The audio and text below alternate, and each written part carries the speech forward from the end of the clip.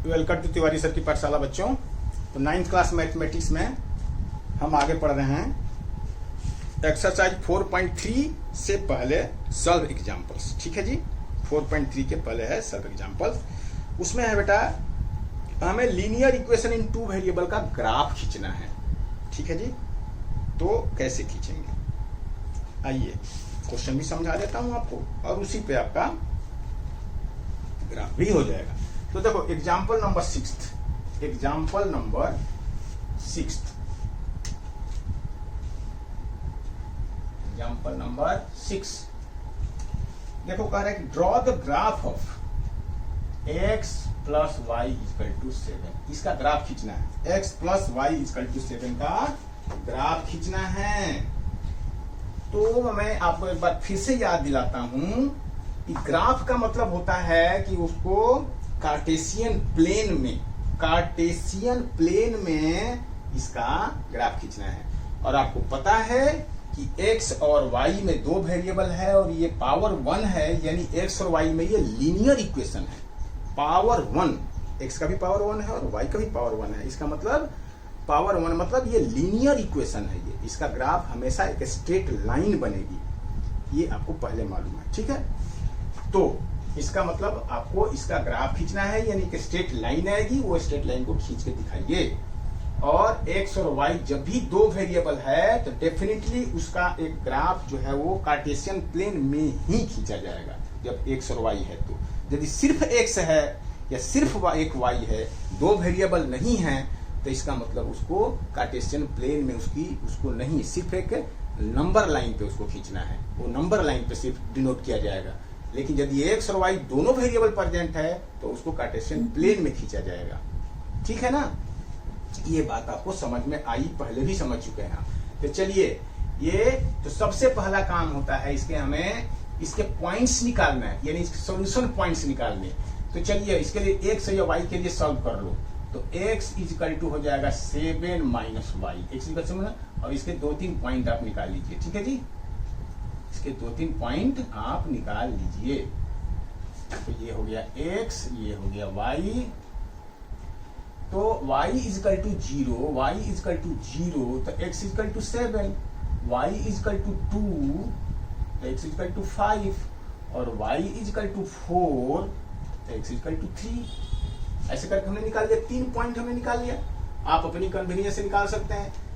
वैसे बुक में सिर्फ 2 ही पॉइंट निकाला हुआ है, लेकिन आप 3 पॉइंट भी निकाल लेंगे तो कोई बुरा नहीं है, क्योंकि 3 पॉइंट निकालने से यदि बीच की कोई पॉइंट गलत हो जाता है ना तो वो चेक हो जाता है, ये फायदा है। अदरवाइज बुक में तो हमेशा, क्योंकि बुक में तो गलती करने की पॉसिबिलिटी है नहीं, अच्छी तरह से ठोक के पहले सही हो जाता है, इसके बाद ही वो लिखते हैं बुक, तो इसलिए उनको तो इस बात की कोई चिंता नहीं है।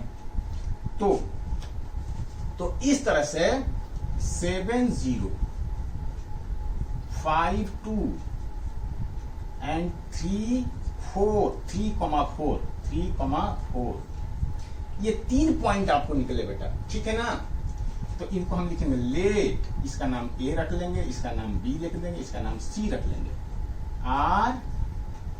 R 3 पॉइंट्स, ये हमें 3 पॉइंट हमने ले लिया A B C।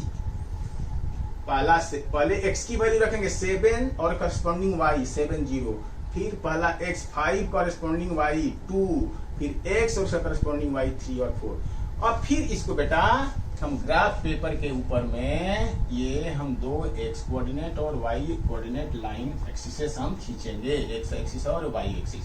Right side में x लिखते हैं, लेफ्ट साइड में x डैश लिखते हैं, फिर ऊपर y लिखते हैं, नीचे y डैश लिखते हैं, और दोनों एक दूसरे परपेंडिकुलर होती है। ये जो होती है वो इसका कोऑर्डिनेट 0 0 होता है। ठीक है जी, तो ये x भी 0 होता है यहाँ पर और y भी 0 होता है यहाँ पर।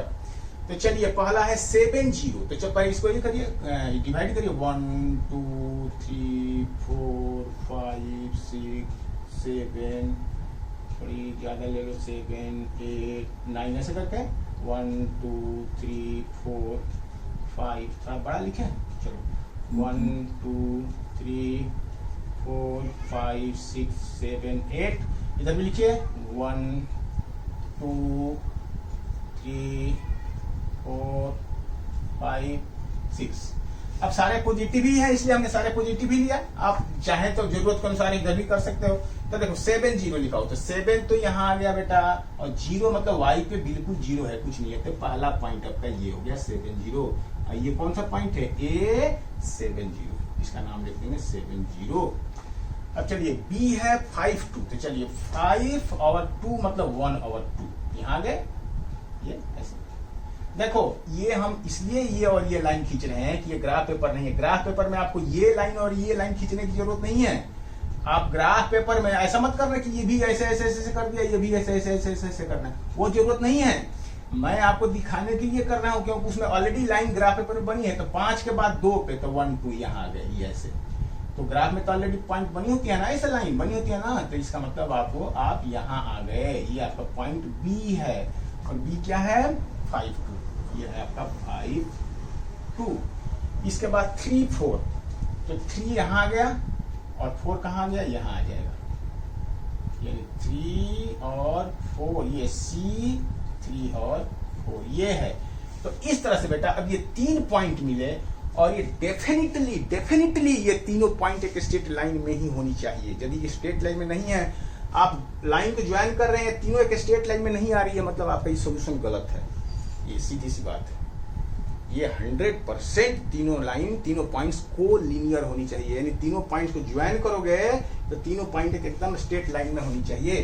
तो ये ऐसे करके कुछ आपका, ये आपका लाइन बनेगी। This is your required line. और लाइन के दोनों तरफ एरो लगाना जरूरी है, इसमें भी मार्क्स करता है। और ये किसका इक्वेशन है? x + y = 7। तो इसके किसी भी एंड पे x + y = 7 ऐसे करके खींच दीजिए। This is your required graph, this is your straight line. ठीक है बेटा, तो ये आपका स्ट्रेट लाइन है, ये आपका आंसर हो जाएगा। ठीक है जी, चलिए आगे बढ़ते हैं। आगे देखते हैं नेक्स्ट क्वेश्चन क्या है।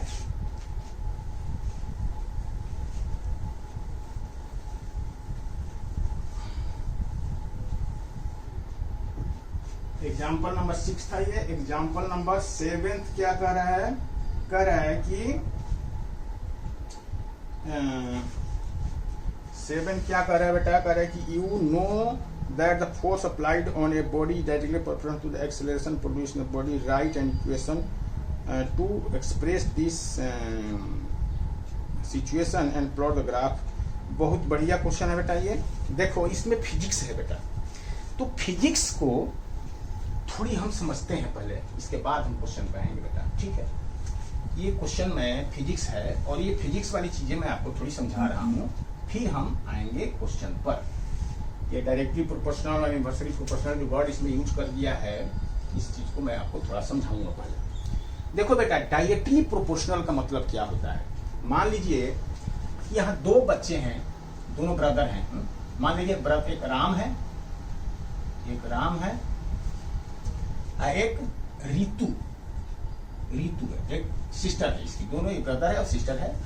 राम जो है वो बड़ा है, मान लीजिए एल्डर ब्रदर है, ये एल्डर है, ये एल्डर ब्रदर है, ये इसकी यंगर सिस्टर है, ये यंगर सिस्टर है। यहाँ पेरेंट हैं, इसके मम्मी पापा। पेरेंट कहते हैं बेटा तुम दोनों को पॉकेट मनी दिया जाएगा but according to your needs, है ना। ये कॉलेज गोइंग लड़का है, बॉय है, और ये स्कूल में गोइंग बच्ची है, छोटी बच्ची है। तो जितना इसको पॉकेट मनी मिलेगा उसका डबल मिलेगा राम को। मैं ऐसे पहले रीतु लिख देता हूँ फिर राम लिख देता हूँ, है ना। ये रीतु है, ये रीतु है और ये राम है। ठीक है, तो रीतु छोटी है, राम बड़ा है ना। तो रीतु को यदि 1 रुपया मिल रहा है पॉकेट मनी तो राम को 2 रुपया मिलेगा बेटा, ये रुपीज में।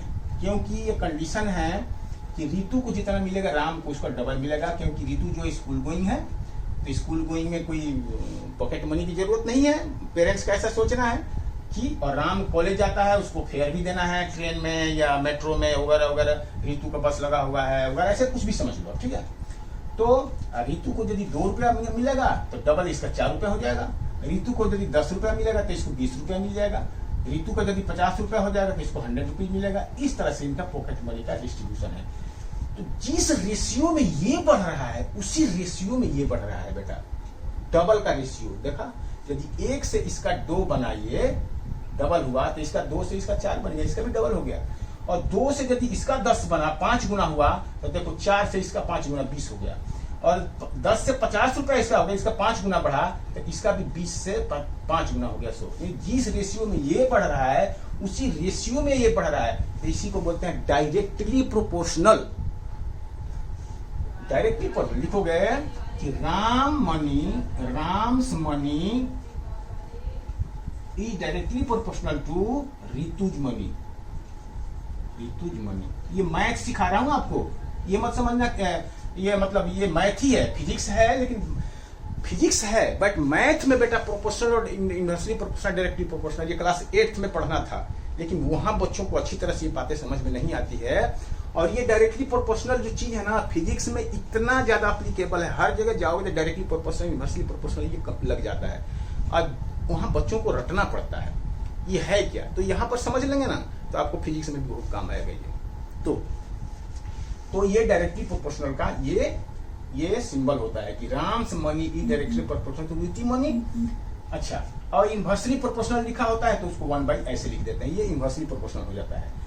अब जब दो क्वांटिटी एक दूसरे के डायरेक्टली प्रोपोर्शनल होती है तो वहां पर एक कांस्टेंट क्वांटिटी एग्जिस्ट करती है जो दोनों को इक्वल बना देती है। ठीक है बेटा, देखो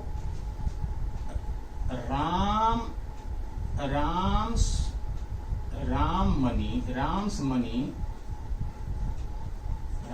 directly proportional to Ritu money.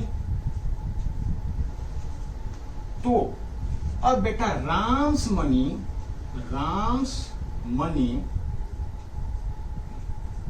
यदि हम यहाँ इक्वल करना चाहते हैं तो एक कांस्टेंट क्वांटिटी यहाँ पर मल्टीप्लाई होती है और फिर वहां रितु मनी आ जाती है, रितुज मनी। मैं समझा रहा हूँ, घबराना नहीं, बिल्कुल आराम से समझाऊंगा, बहुत ही बढ़िया आपको समझ में आएगा रितुज मनी। ठीक है, यानी बेटा जब इस इनवर्सली प्रोपोर्शनल, पहले इस बात को भूल जाओ, इसको छोड़ दो, रहने दो। देखो यहाँ पर क्या है, देखो यदि राम के मनी में 1/2 से हर जगह मल्टीप्लाई कर दूं, मैं हर जगह मल्टीप्लाई कर दूं ये, तो ये एग्जैक्टली रितु के मनी के इक्वल आ जाएगा। देखो ये कट गया तो ये 2 1 आ गया रितु के मनी का, ये कट गया यहाँ पर 2 ये इसके इक्वल आ गया, ये कट गया यहाँ से हो गया 10 ये इसके इक्वल आ गया, ये कट गया यहाँ से 50 ये इसके यूनिट आ गया, ये है ना, ये बात समझ में। यानी एक क्वांटिटी, एक कांस्टेंट क्वांटिटी एग्जिस्ट कर रही है। या ऐसे कहो कि यदि इसमें मैं 2 मल्टीप्लाई कर दूं, इसमें 2 इसमें 2 इसमें 2 इसमें 2 तो एग्जैक्टली ये इसके इक्वल हो जाएगा। यानी जब एक क्वांटिटी दूसरे क्वांटिटी के डायरेक्टली इनवर्स डायरेक्टली प्रोपोर्शनल होती है तो वहां एक कांस्टेंट क्वांटिटी एग्जिस्ट करती है जिसको कि यदि हम किसी एक में मल्टीप्लाई कर देंगे तो दोनों ही जो क्वांटिटी है वो इक्वल हो जाएगी, दोनों क्वांटिटी इक्वल हो जाएगी। और वो क्वांटिटी चाहे वो रेसिपी मतलब कि फ्रैक्शन में भी हो सकती है या इंटीजर में भी हो सकती है। जैसे यहाँ हमने मल्टीप्लाई किया तो देखो 2 का 1/2 किया था यहाँ पे, तो ये फ्रैक्शन में था, और यहाँ हमने 2 यहाँ इंटीजर में था। तो ये डिपेंड करता है, जो कम वाला है उधर इंटीजर से मल्टीप्लाई होगा, जो इधर वाला है उधर फ्रैक्शन से। तो ये बात छोड़ो। तो देखो इसी तरह से यहाँ पर हमने क्या किया, के लिख दिया, और यहाँ पर क्या है बेटा, यहाँ पर के है कि Ram's money equal to 2 into Ritu's money. Ritu's money यही था ना, यहाँ पर 2 ही तो था, यहाँ पर कॉन्स्टेंट कि रितु के मनी में यदि 2 मल्टीप्लाई कर दिए, हर में 2 एग्जैक्टली राम के सारे मनी के बराबर हो जाएगा। तो यहाँ 2 यानी जब एक क्वांटिटी दूसरे क्वांटिटी के डायरेक्टली प्रोपोर्शनल होती है तो वहां एक कांस्टेंट क्वांटिटी एग्जिस्ट करती है, और वो कांस्टेंट क्वांटिटी जो है यदि हम मल्टीप्लाई कर देंगे तो दोनों ही क्वांटिटी इक्वल हो जाती है। तो ये बात आपको समझ में आई। अच्छा, यदि इसी को हम उल्टा कर देते, ऐसे कहते कि पहले रितु लिख देते कि रितु का मनी, ऐसे करो कि Ritu's money directly proportional to Ram money, इसको भी ऐसे लिख सकते हैं राम्स मनी। तो इसमें हम लिखते हैं कि Ritu's money is equal to 1/2 Ram's money, ऐसे करते हैं। ठीक है बेटा, ये ऐसे करते हैं, यानी यहाँ पर कांस्टेंट 1/2 आ जाएगा। यानी हर बार रितु के राम के मनी में 1/2 मल्टीप्लाई कर लो तो रितु के मनी के इक्वल हो जाएगा। तो अब मैं आपको ब्रीफ, इतना सारा ये मैथमेटिक्स में जो ज्ञान आपने लिया, इन सब चीजों को भूल जाइए और भूल के अब एक लाइन याद करिए कि यदि दो क्वांटिटी है एक्स और वाई, कुछ भी, और दोनों एक दूसरे के प्रोपोर्शनली वैरी हो रहा है, तो इसको बीच में हम ऐसे लगाएंगे, ठीक है। एक्स और वाई दो क्वांटिटी है, दोनों एक दूसरे के डायरेक्टली प्रोपोर्शनल है, तो दोनों के बीच में ये लगाएंगे। फिर अगले स्टेप में this equal to k into Y, जब एक क्वांटिटी के से मल्टीप्लाई करेंगे तो ये साइन हट जाएगा, इक्वल टू आ जाएगा के।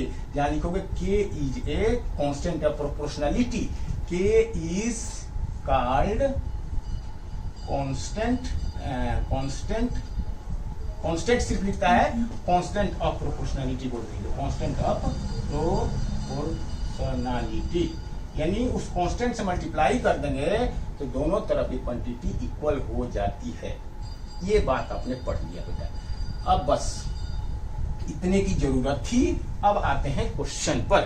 क्वेश्चन क्या कह रहा है आपका, देखिए कह रहा है, आपने फिजिक्स में पढ़ा है कि जैसे आप फोर्स लगाओगे तो एक्सेलरेशन भी बढ़ेगा, है ना, एक्सेलरेशन भी बढ़ेगा।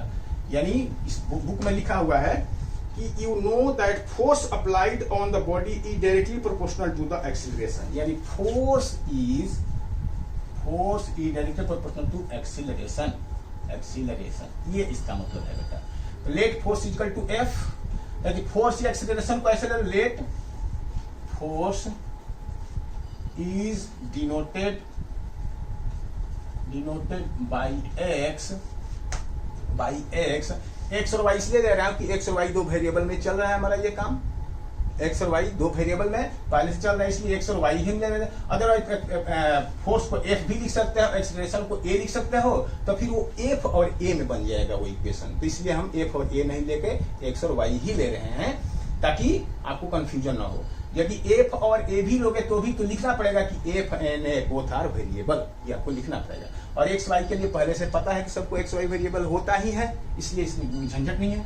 Late force is denoted by x and acceleration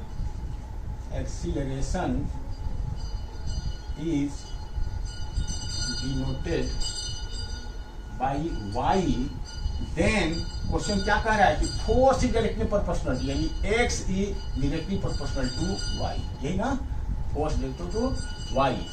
तो अब यहां लिख सकते हैं this means x is equal to k into y, है ना, लिखेंगे ना, x is equal to k into y. जहां लिखोगे के इज अ कांस्टेंट या कांस्टेंट ऑफ प्रोपोर्शनलिटी, ऐसे लिखो। तो ये आपका इक्वेशन बन गया बेटा, ये आपका इक्वेशन बन गया, ठीक है जी। अब ये क्वेश्चन बन गया। तो ये कह रहा है कि you know that the force applied on the body is directly proportional to the acceleration produced in the body. Write this equation to express this situation and plot the graph of the equation. इसका graph बनाइए। तो बेटा ये जो है वो आपका बन गया बेटा। तो इस तरह से x इक्वल टू के वाई बन गया आपका, which passes through the। अब ये कह रहा है कि अब इसका इक्वेशन कह रहा है कि आप इसमें इसका ग्राफ खींचिए, इसका ग्राफ खींचिए कह रहा है बेटा, है ना, इसका ग्राफ खींचिए। तो ग्राफ के लिए ऑलरेडी आप देख रहे हो कि ग्राफ के लिए ऑलरेडी क्या है, ये ग्राफ के लिए ऑलरेडी ये सॉल्यूशन किया हुआ है ना, ग्राफ के लिए ये ऑलरेडी सॉल्यूशन किया हुआ है। तो यहां पर बनाइए ऐसे। तो इफ एक्स यहां पर ले लो एक्स और यहां पर वाई, तो x equal to 0, y equal to 0, तो x equal to 1, x equal to 0, sorry, y की वैल्यू यदि 0 रखेंगे तो x की वैल्यू क्या रखेंगे, x की वैल्यू 0 इंटू के, 0 इंटू के इंटू 0। और y की वैल्यू यदि आप 1 रखोगे तो इसकी वैल्यू क्या हो जाएगी, y की वैल्यू यदि 2 रखोगे, y की वैल्यू 2 रखोगे तो 2 क्या हो जाएगी, इस तरह से इसका। तो इस तरह से आप देख रहे हो कि k में एक इसका ये आएगा 0 0, k1 और 2k2। तो इस तरह से इसके क्या आएंगे, इसके पॉइंट्स आएंगे। अब इन पॉइंट को वो कह रहा है कि ग्राफ के ऊपर में आप, तो k की वैल्यू ये आपको यहाँ पर पता नहीं है, तो k की वैल्यू आपको लेट करनी पड़ेगी कुछ भी, या मतलब एक कुछ लिखना पड़ेगा, ठीक है। तो इसमें क्या है जैसे आप पढ़ोगे आगे जाके कि चलो मैं इसको ये ऊपर से ये खत्म कर देता हूं। तो देखो इसका ग्राफ जो है, पहला तो आपका 0 0 आ गया, ये 0 0, यानी यदि x भी 0 तो y भी 0। फिर x k1, तो मान लो कि k की कुछ भी वैल्यू आपको पता नहीं है कि यहाँ पर क्या होगा, k की वैल्यू हमें नहीं पता है, यहाँ पे k की वैल्यू आपको पता नहीं है, लेकिन ये आपको इतना पता है कि k की वैल्यू आप कुछ भी ले लो तो k इंटू 1, तो k इंटू 1 यानी कि मान लो k की वैल्यू हम यहाँ पर ये k है, यहाँ पर 2k है, यहाँ पे 3k है, यहाँ पे 4k है, ऐसे कुछ करके हमने k की वैल्यू ले लिया और यहाँ पे 1 2 3 4 1 2 3 4 ऐसे करके हम ले लेंगे, ठीक है। अब k की वैल्यू कुछ भी यहाँ पर हमें मालूम नहीं है, तो k का कुछ भी हमने सर्टेन लेके और इसको इक्वल इक्वल इक्वल इक्वल में ये k होगा तो ये 2k होगा, यहाँ पर यहाँ से k होगा तो ये 2k हो जाएगा, ये 3k हो जाएगा, यानी ये k, तो इस तरह से 0 0 तो यहाँ आ जाएगा, और k1 तो ये आ जाएगा, ये 2k तो 2k और 2 तो 2k और 2 ऐसे आ जाएगा। तो ये ऐसे करके ये ग्राफ ऐसे बन जाएगा ऐसे, और इसको कहोगे कि ये यानी this line will pass through origin, ये कहना चाह रहा है। और यहाँ पर आप लिख सकते हैं इक्वेशन जो था आपका, यानी a is equal to k, x equal to k y, ये आपका रिक्वायर्ड इक्वेशन, मतलब स्ट्रेट लाइन बनेगी, ठीक है। तो ये आपको समझ में आ गया। तो यानी इसका मतलब ये है, यहाँ पर कहना ये चाह रहा है बेटा कि यहाँ पर क्या था, देखो ये f is directly proportional to kx, या हाँ ये था ना, ये तो देखो f is directly force k into acceleration k a, f क्या है, फोर्स है, a है एक्सिलरेशन। तो यहाँ पर ये समझ, देखो ये मैथ नहीं बता रहा हूँ, मैं आपको फिजिक्स समझा रहा हूँ। स्ट्रेट लाइन का मतलब होता है जब दो क्वांटिटी के बीच में ग्राफ खींचते हैं, फिजिक्स की बात कर रहे हैं आप थोड़ा, जब दो अननोन क्वांटिटी के बीच में, यानी दो वेरिएबल के बीच में जब हम एक ग्राफ खींचते हैं और वो ग्राफ स्ट्रेट लाइन आती है, तो इसका मतलब दोनों क्वांटिटी एक दूसरे को प्रोपोर्शनली वैरी करते हैं बेटा। यानी एक क्वांटिटी डबल होगी तो दूसरा भी डबल हो जाएगी, एक क्वांटिटी ट्रिपल हो जाएगी तो तीसरा भी ट्रिपल हो जाएगी, यानी दोनों में वेरिएशन प्रोपोर्शनली डायरेक्टली प्रोपोर्शनल होता है। जब दो क्वांटिटी के बीच में हम ग्राफ खींचते हैं और वो ग्राफ एक स्ट्रेट लाइन आता है, तो इसका मतलब कि दोनों क्वांटिटी डायरेक्टली प्रोपोर्शनली वेरी कर रही है, ये इसका मतलब होता है। तो यहाँ पर फोर्स और एक्सेलरेशन के बीच में जब हमने ग्राफ खींचा तो ये डायरेक्ट आया स्ट्रेट लाइन, इसका मतलब फोर्स और एक्सेलरेशन डायरेक्टली प्रोपोर्शनल है एक दूसरे के, ये इसका मतलब होता है बेटा, ठीक है। तो ये question examination point of view से इतना इंपॉर्टेंट नहीं है, बट नॉलेज के पॉइंट ऑफ व्यू से इंपॉर्टेंट था बेटा ये क्वेश्चन, ठीक है। तो चलिए आगे बढ़ते हैं हम क्वेश्चन नंबर, एग्जाम्पल नंबर 9 में।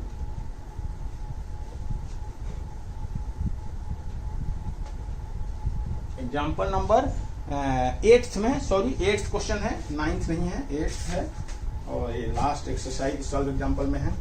अब ये एग्जाम्पल 8 क्या कर रहा है बेटा, 8 कह रहा है कि for each of the graph, अब देखो नीचे ग्राफ दिया है और कह रहा है कि for each of the graph given in the figure 4.5 select the equation which graph is.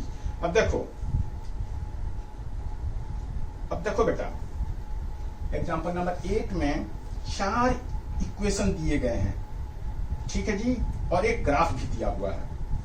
तो चलो मैं ग्राफ तो बना ही देता हूं, इक्वेशन से चलो ठीक है लिख देता हूं। एग्जाम्पल नंबर 8 का पहला क्वेश्चन है, ठीक है जी। तो पहला क्वेश्चन में पहला दिया है x plus y equal to 0, दूसरा दिया है y इक्वल टू 2x, तीसरा दिया है y इक्वल टू x, और चौथा दिया है, फोर्थ दिया है y is equal to 2x plus 1। ये 4 इक्वेशन दिए गए हैं और एक ग्राफ दिया गया है। इसका ग्राफ, पहला ग्राफ है ये फर्स्ट ग्राफ, देखिए ये फर्स्ट ग्राफ है इसका, जिसमें कि इस पे 3 पॉइंट दिखाया गया है बेटा। एक ऐसे ग्राफ है, एक तो है ये 0 0, ये 0 0 कह रहा है, एक पॉइंट है ये 0 0 से होकर बोल रहा है, दूसरा 1 2 है यहाँ पे 1 2 एक दिया हुआ है, और तीसरा है -1 माइनस ऐसे कुछ करके दिया गया इधर, -1 -2 दिया गया, ऐसे करके दिया गया है। तो आपको ये बताना है कि इस 4 ग्राफ में से ये किसका ग्राफ है, ये आपका है, ये क्वेश्चन है। बात समझ में आई आपको? 4 ग्राफ, 4 इक्वेशन दिया गया और एक ग्राफ खींचा गया है यहाँ पे, और बताइए कि इसका ग्राफ है ये इसका ग्राफ है ये इसका ग्राफ है ये इसका ग्राफ है ये क्वेश्चन है। तो बेटा देखो ये पॉइंट है, ये पॉइंट, इस पॉइंट को सेटिस्फाई कराइए इस इक्वेशन में, और जिस भी इक्वेशन में ये तीनों पॉइंट सेटिस्फाई हो जाएंगे वही इक्वेशन इस ग्राफ का इक्वेशन होगा। तो चलो जी, हमारे पास में कौन कौन से पॉइंट है? हमारे पॉइंट है -1 2, -1 -2, फिर है 0 0 और 1 2। ये 3 पॉइंट हमारे पास दिए गए हैं, ये 3 पॉइंट। इन्हीं तीनों पॉइंट को टेस्ट करते हैं इसमें टेस्ट करिए। तो इसमें x की जगह पे -1, x की जगह पे इस पॉइंट को टेस्ट कर रहा हूं मैं, इस पॉइंट को, ठीक है जी। x की जगह पे -1, y की जगह पे -2, तो -2। तो क्या ये दोनों का सोल्यूशन 0 होगा? नहीं होगा। तो ये ग्राफ ये इक्वेशन इस ग्राफ पे इक्वेशन नहीं है, एक ही इग्नोर हो गया, तो बाकी की चेक करने की जरूरत ही नहीं है। तो इस पे आइए, y = 2, ठीक है। तो y, चलिए इसमें लिखिए y की जगह पे -2, y की जगह पे -2 = 2 × -1, यानी -2 = -2। ये सेटिस्फाई हो गया, ये -2 आ गया, यानी ये एक सेटिस्फाई हो गया, एक इक्वेशन, ठीक है ना, ये सेटिस्फाई हो गया। अब इसको भी देख लेते हैं, 0 0, तो y की जगह पे 0 और 2 की जगह पे 2 × 0, ये भी 0 = 0। यस, ये दूसरा भी सेटिस्फाई। तीसरा 1 2, तो 1 2, 2 की जगह पे 2 = 2 × 1, यानी कि ये 2 = 2। ये तीनों ही पॉइंट इस इक्वेशन में सेटिस्फाई हो रहे हैं, तो कहें कि यस, ये y = 2x is required equation of the graph। ये है बेटा, ये बात समझ में आई? ये इसका आंसर हमें मिल गया। अब देखो, एक ही होगा, ये नहीं होगा, ये नहीं होगा, ये देख लो, चेक कर लो। ये 0 0 तो हो गया, 0 0 हो गया, लेकिन 1 2, इसको ये -1 और -2 तो हो ही गया ना, तीनों हो गया ना इसका। अब इसमें करोगे तो नहीं होगा, इसमें करोगे तो नहीं होगा, देख लो, इसमें करोगे तो, अब इसमें करोगे तो क्या होगा? देखो, y की जगह पे क्या रखो, -2 और x की जगह -1, तो -2 -1 के इक्वल होगा, नहीं होगा, ये भी नहीं होगा। यहाँ होगा क्या? देखो, y = -2, तो -2 = 2 × x की जगह -1 + 1, तो कितना होगा? 2 = -2 + 1 -1, नहीं हो रहा। तो देख रहे हैं, ये यानी ये हमारा आंसर मिल गया, ये सही है हमारा आंसर। ये बात समझ में आ गई? फिर से आपको बता रहा हूं कि जो ये 3 पॉइंट दिए हैं, इन तीनों पॉइंट को सेटिस्फाई कराइए इसमें, इस इक्वेशंस में। जिस इक्वेशन में ये तीनों पॉइंट सेटिस्फाई हो जाएंगे, वही इक्वेशन इस ग्राफ का इक्वेशन होगा। बस एक क्वेश्चन और कर लेते हैं, तो और ज्यादा क्लियर हो जाएगा आपको, और ज्यादा क्लियर हो जाएगा। एग्जाम्पल इसका सेकंड ले लेते हैं। तो सेकंड का क्या है बेटा? सेकंड में चलिए, सेकंड क्वेश्चन है इसका, पहला इक्वेशन है इसका x + y = 0, y = 2x, ये पहला है, ये दूसरा है, ये तीसरा है y = 2x + 4, और फोर्थ है y = x - 4। x + y 0, y = 2x, y equal to 2x plus 4 और y equal to x minus 4। और दूसरे का ग्राफ कौन सा है? दूसरे का ग्राफ है ये बेटा। चलिए ग्राफ बना लीजिए। ये तो ऐसे करके एक लाइन खींचा है, इसका कोऑर्डिनेट है -2 0 और ये है 0 4, यहाँ पे 0 4 ये 1 6 है, यहाँ पे एक है 1 6। ये है आपके, यानी कह रहा है कि इसका इक्वेशन कौन है इन तीनों में से? ये किसका ग्राफ खींचा गया है ये, ठीक है ना? यानी ये ग्राफ इसका ग्राफ है कि इसका ग्राफ है कि इसका ग्राफ है कि किसका ग्राफ है ये? तो ये 3 पॉइंट गए हैं, तीनों पॉइंट जिस भी इक्वेशन में सेटिस्फाई हो जाएगा उसको हम कहेंगे कि उसी का ग्राफ है। ये क्या क्या है देखो, -2 0 है, 0 4 है और 1 6 है, 1 6 यही है ना 3 पॉइंट। तो चलिए इसमें सेटिस्फाई कराइए इसको। तो x की जगह पे -2 और प्लस 0, y की जगह पे 0, x की जगह पे ये और y की जगह पे ये, x की जगह पे -2 प्लस 0, क्या ये 0 होगा? ये नहीं होगा 0। तो ये इक्वेशन तो छट गया, ये नहीं है इसका इक्वेशन। फिर इस पे आइए, y इजिकल टू 0 और इजिकल टू 2 इंटू एक्स की जगह पे -2, ये 0 इजिकल टू -4, ये गलत हो गया, ये भी नहीं है इसका। इस पे आइए, y equal to 0 y equal to इसको y equal to 0 equal to 2 into -2, x की जगह पे -2 प्लस 4। तो देख रहे हैं 0 इजिकल टू ये 0 आ गया बेटा, ये यानी ये पॉइंट सेटिस्फाई हो गया। यहाँ पर जब एक पॉइंट सेटिस्फाई हो गया तो इसको भी देख लो, इसको भी देख लो। तो y की जगह पे 4 इजिकल टू 2 इंटू एक्स की जगह पे 0 प्लस 4, ये भी 4 इजिकल टू 4, ये भी सेटिस्फाई हो गया, ठीक है। फिर इसको भी सेटिस्फाई करके देखो, क्या y की जगह पे 6 इज इक्वल टू, y की जगह पे 6 इक्वल टू 2 इंटू एक्स की जगह पे 1 प्लस 4, तो ये भी 6। यानी तीनों ही पॉइंट को ये सेटिस्फाई हो रहा है ये इक्वेशन। तो लिखोगे ये कि y equal to 2x plus 4 is required equation, यानी आपका थर्ड इज करेक्ट आंसर।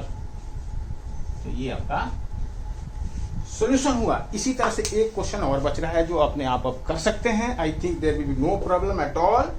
तो बेटा आगे हम नेक्स्ट वीडियो में मिलते हैं एक्सरसाइज 4.3 के साथ। तब तक के लिए all the best, God bless you, thank you बेटा। प्लीज यदि आपको पढ़ाई समझ में आ रही है तो अपने दोस्तों को बताइए और मेरा वीडियो भी सब्सक्राइब करिए बेटा। Thank you, all the best बेटा।